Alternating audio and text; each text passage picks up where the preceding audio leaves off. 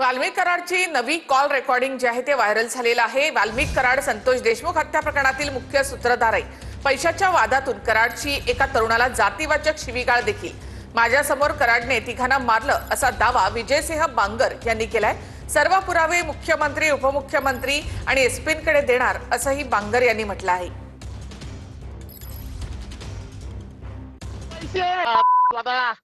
आता सगळ्यालाच घेतो मध्ये कायद्यामध्ये सगळ्यालाच मध्ये घेतो।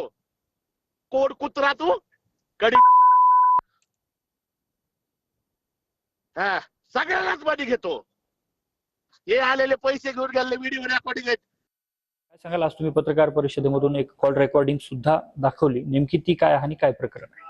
ते म्हणजे एक माझा मित्र आहे, म्हणजे फार असं त्याला मी वारंवार सांगितलं पण होतं की यांच्या नादी लागू नको, कारण मला त्यावेळेस प्रचंड अनुभव होता वाल्मिक कराड त्यांच्या टोळीचा।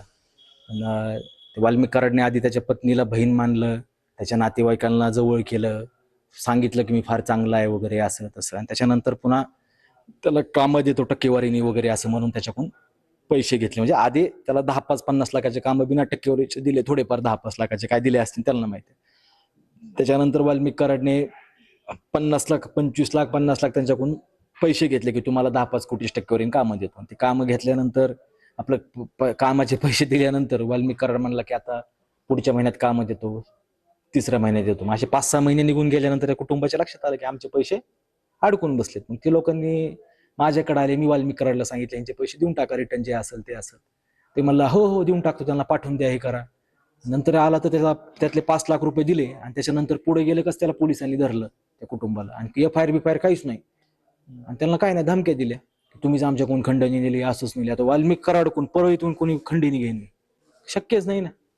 तुम्ही या संदर्भात बीडचे पोलीस अधीक्षक असतील, पोलीस यंत्रणा असेल किंवा मुख्यमंत्री, उपमुख्यमंत्र्यांचाही उल्लेख केला, त्यांच्याकडे तुम्ही सगळे पुरावे देणार आहात का, तक्रार देणार आहात का? नक्कीच। मुख्यमंत्री हे आपल्या महाराष्ट्राचे पालक असतात, उपमुख्यमंत्री हे आपले बीड जिल्ह्याचे पालकमंत्री आहेत, आपण त्यांना भेटून सगळं सांगणार आहेत। कॅमेरामन विनोद स्वामी, अशोक काळकुटे, TV9 मराठी।